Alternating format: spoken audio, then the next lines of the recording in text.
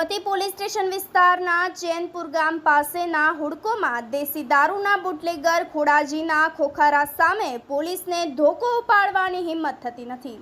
Sabarmati police station વિસ્તારમાં આવેલા ચેનપુર ગામ પાસેના હુડકોની વસાહતમાં દેશી દારૂનો ધંધો ફૂલ્યો ફાલ્યો છે, જેને લઈને અહીં રહેતા પરિવારની મહિલાઓ અને બાળકોમાં 24 કલાક ભયનો માહોલ જોવા મળી રહ્યો છે।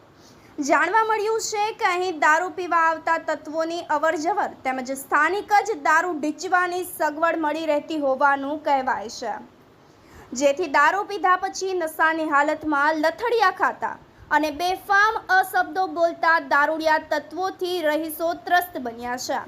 તો દેશી દારૂનો વેપલો કરનાર કોઈ ખોડાજી નામનો શખ્સ દારૂનો વિરોધ કરનાર લોકો સામે લુખ્ખાગીરી ઉપર ઉતરી આવતો હોવાની પણ રાવ ઉઠી છે। ત્યારે સાબરમતી પોલીસ મથકમાં બેઠેલા પીઆઈ અને તેમની સર્વેલન્સ ટીમના બહાદુર સિપાહીઓ ખોડાજીની સામે લાજ કાઢીને બેઠા હોય તેવું પણ લોકો સમજી રહ્યા છે।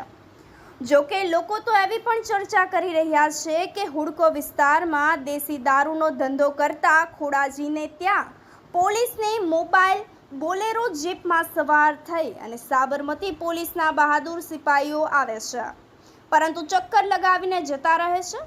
હવે સમજી શકાય છે કે દેશી દારૂના ધંધારથી ખોડાજીને ત્યાં સાબરમતી પોલીસ સ્ટેશનના સિપાહીઓ દારૂ પીવા તો નહીં જ આવતા હોય, પરંતુ તેમની સાથે સંબંધ સાચવવા માટે ચા પાણી તો જરૂર પીતા જ હશે।